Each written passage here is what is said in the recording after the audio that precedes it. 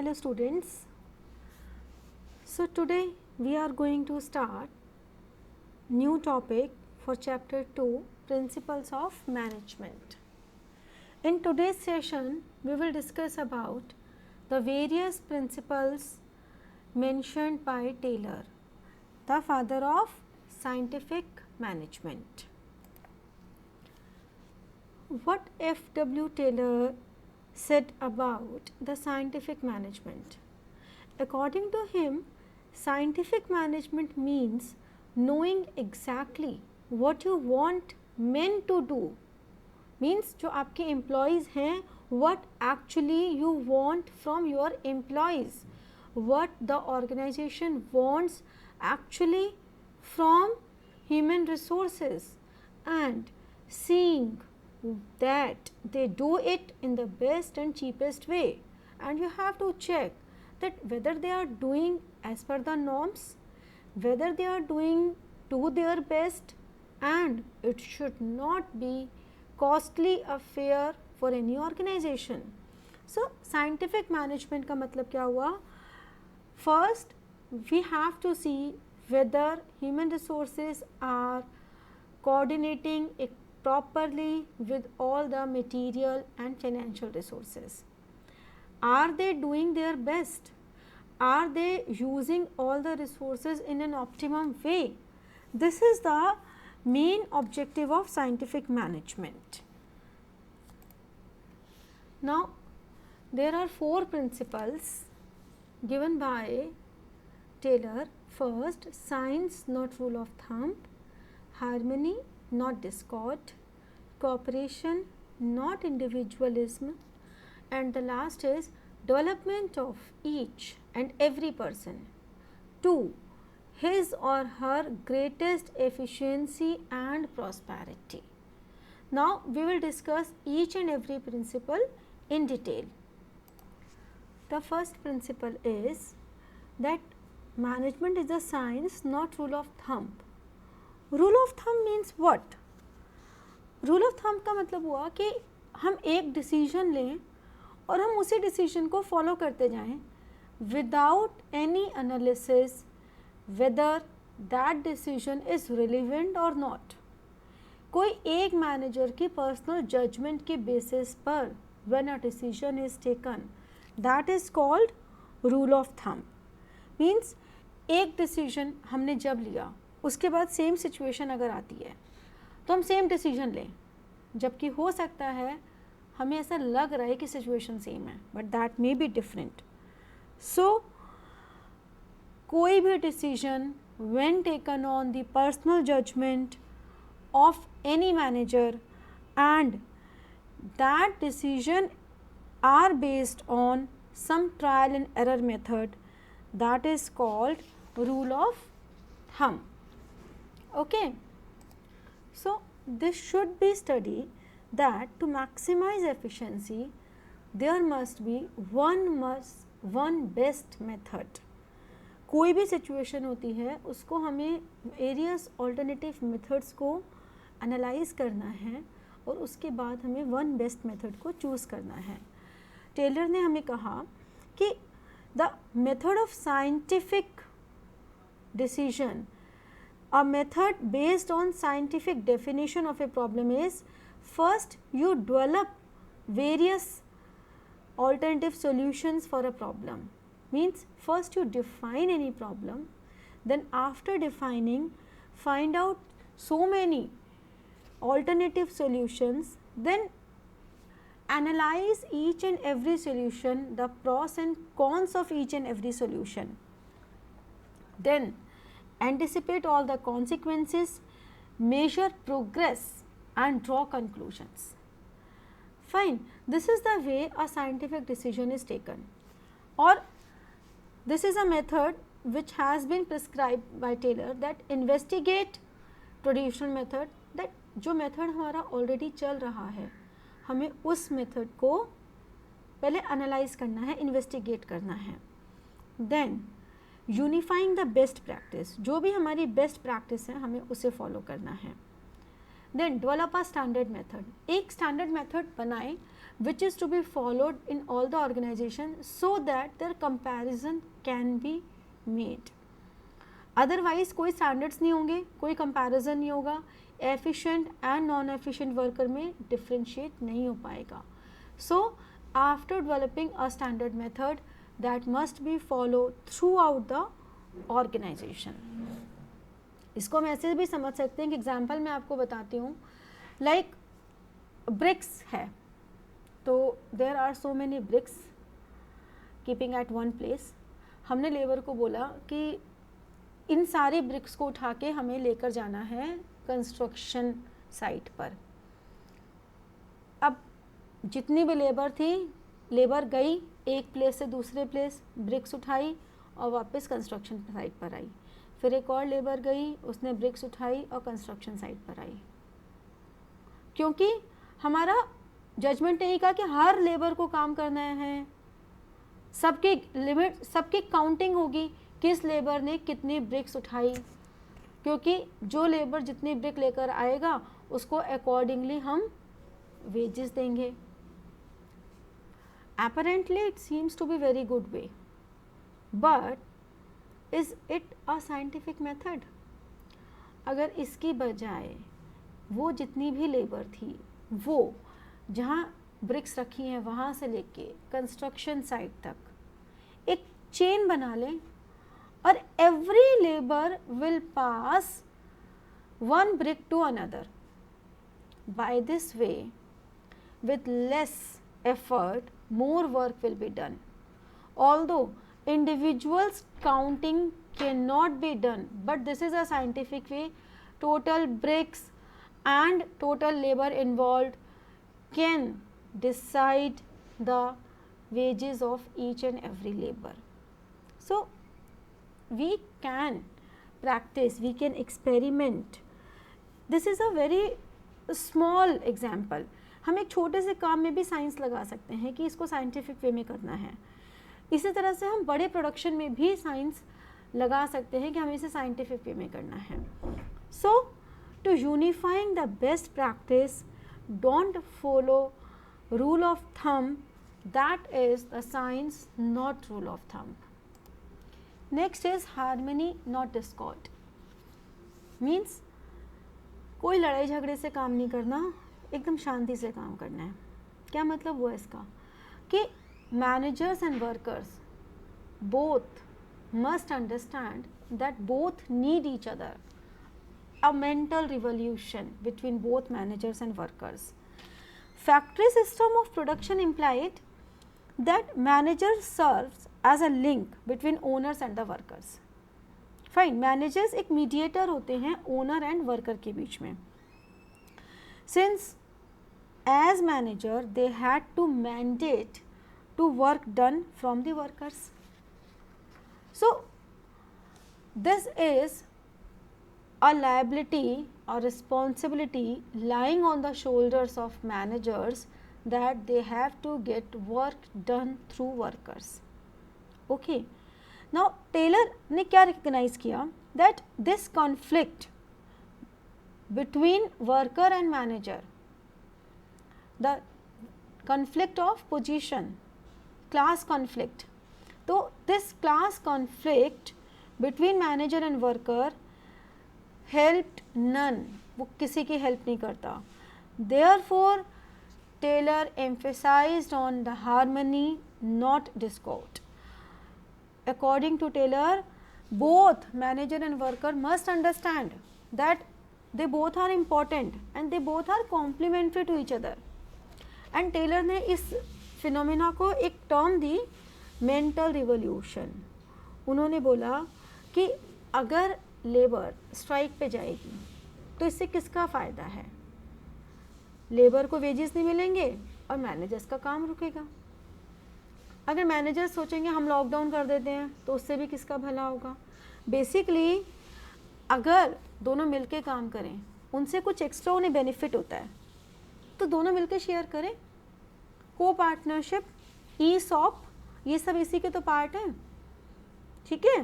सो को पार्टनरशिप हो गया, ई-सॉप हो गया, इन सबको हम अगर डिटेल में समझेंगे, जो हम आगे आने वाले सेशंस में डिस्कस भी करेंगे, तो डिटेल में हम समझेंगे तो वो इसी का तो पार्ट है. Due to this principle that policies apply. So management should share the gains of the company if any with the workers. अगर किसी भी तरह के गेन्स वर्कर्स के एफिशिएंट वर्क की वजह से अगर उन्हें आ रहे हैं तो manager should share that gains.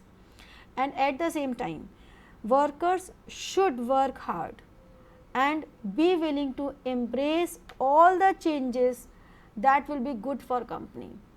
Workers को भी ये नहीं सोचना चाहिए कि कोई भी काम है हम तो पहले मना ही करेंगे. नो. सो साइंटिफिक मैनेजमेंट क्या कहती है, वो ये कहती है कि workers and employer and the management must do work with harmony. उनके अकॉर्डिंगली एक जापानीज़ में जो वर्क कल्चर है ये इसका बेस्ट एग्जाम्पल है. वहाँ पे पैटर्नलिस्टिक स्टाइल ऑफ मैनेजमेंट होता है. पैटर्नलिस्टिक स्टाइल ऑफ मैनेजमेंट में उन्होंने कहा कि वो दोनों एक दूसरे के लिए ओपन है. They what they feel, what they have problems with each of them, they communicate with each other. हमें अपनी पर्सनल लाइफ में भी ऐसे ही होना चाहिए. If we have some problem with any one we must communicate with that person. So Japanese में workers और मैनेजमेंट के बीच में यही स्टाइल था. In case of any strike, in case of any dissatisfaction, workers do work with more hours without wages. वो कहते हैं हम ज़्यादा काम करेंगे, वेजेस भी नहीं लेंगे, और सब ब्लैक बैजेस लगा लेते हैं. ब्लैक बैजेस शो करता है उनका अगेंस्ट में बिहेवियर कि हम आपके अगेंस्ट हैं. वो लॉन्गर वर्किंग आवर्स काम करते हैं सो दैट उनको मैनेजमेंट की एक पॉइंट पे आके सिंपैथी मिल जाती है. तो इसे हम कहते हैं मेंटल रिवॉल्यूशन, कि दोनों को एक दूसरे के लिए समझना है.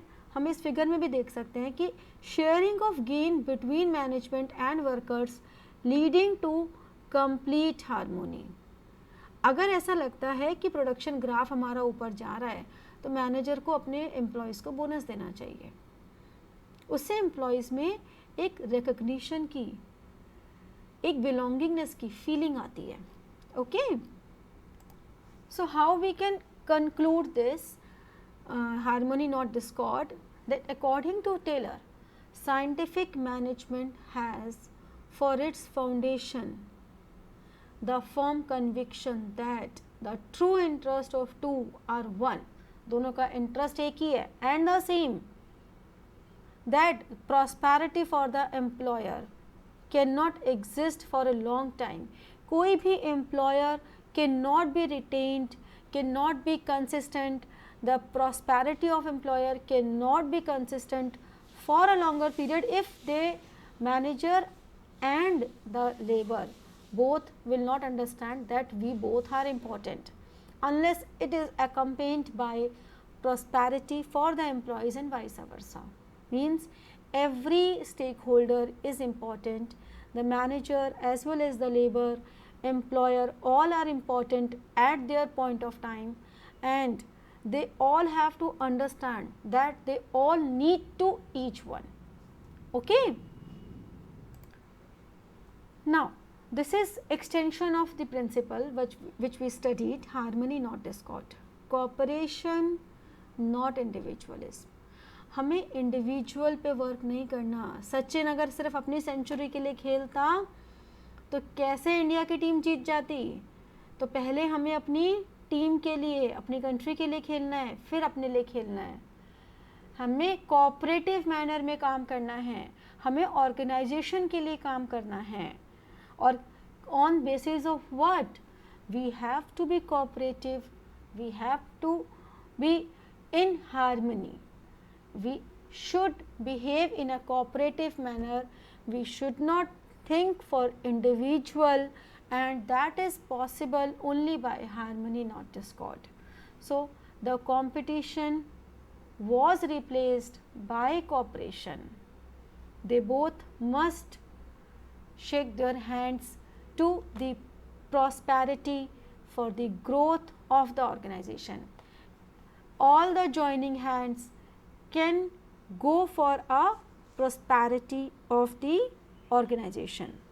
तो what we can say, management should not close its ears to any constructive suggestions made by the employees. हो सकता है कभी एम्प्लॉयज़ भी कुछ अच्छे कंस्ट्रक्टिव इनोवेटिव सजेशंस ले आएँ. Management should not like this कि ओहो तुम तो एम्प्लॉयज़ हो, तुम क्या बताओगे, छोड़ो. No, management must not close their ears. They should be rewarded for their suggestions, which results in substantial reduction in cost. In fact, सुनना ही नहीं चाहिए. अगर उनके सजेशन सुनने के बाद if management gets any profit, gets any reduction in cost, then their suggestions must be rewarded. That must also be kept in your mind. They should be part of management, and if any important decisions are taken, workers should be taken into confidence. आप क्योंकि workers भी हमारे लिए उतने ही stakeholders हैं. Fine.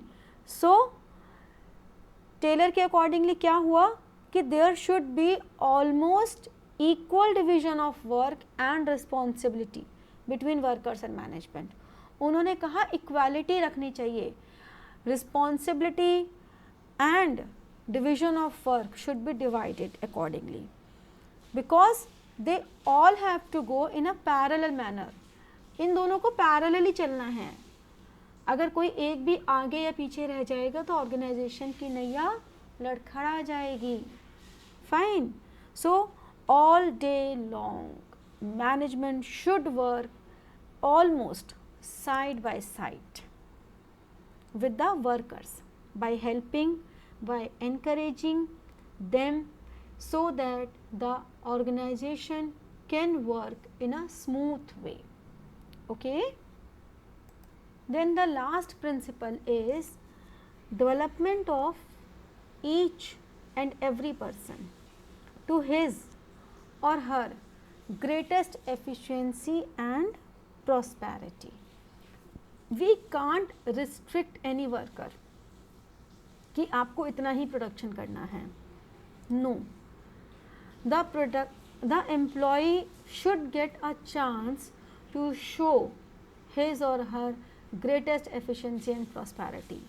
For that purpose, उनकी proper training, उनकी proper development, उनके counseling session, everything should be organized by employer.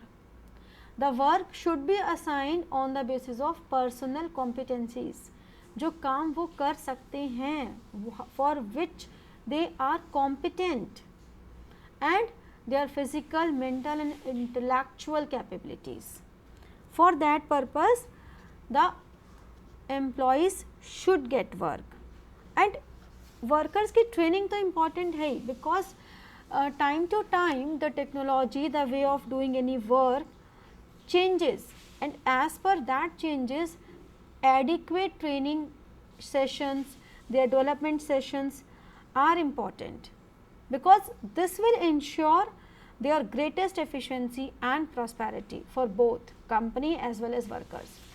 Because अगर हमारे workers की efficiency ज़्यादा होगी तो वो उनके लिए तो है ही ना profitable, and organization के लिए भी profitable है. They must have that belongingness. तो उनका जो मैक्सिमम ग्रेटेस्ट एफिशिएंसी है वो हमें देना चाहिए. एक रेस है, उस रेस में हम ये तो कह सकते हैं कि आपको फर्स्ट आना है. आप उस रेस को रिस्ट्रिक्ट कैसे कर सकते हो किसी बच्चे के लिए? किसी ने ये बोला कि भाई तुम्हें दौड़ना है और तुम्हें उतना दौड़ना है कि तुम सेकंड आओ, तो वो कैसे अपने दौड़ने की स्पीड को रोक देगा? वो उसके लिए मुश्किल होगा. लेकिन अगर हम उसे ये कहेंगे अपना बेस्ट दिखाओ, फिर चाहे फर्स्ट आओ चाहे सेकंड आओ, एंड फर्स्ट ही आना है, तब वो अपना बेस्ट शो करेगा. मीन्स हम किसी बच्चे को ये नहीं कह सकते कि तुझे 100 नंबर नहीं लाने, तू 90 लाई हो. हम तो उसे 100 लाने की बात करेंगे और हम उसको उस डायरेक्शन में पूरा मोटिवेट करेंगे, उसे गाइड करेंगे, उसको रिसोर्सेज अवेलेबल कराएंगे. But we can not restrict. So never restrict efficiency of any employee. Okay. So, by this way I am concluding all the principles of Taylor. In the next session we will discuss about various techniques prescribed by Taylor to achieve all these principles. So, good luck to all of you. In case of any query, you can put your query in the comment box or mail to me at rajshreetutorials@gmail.com. All the best and thank you so much.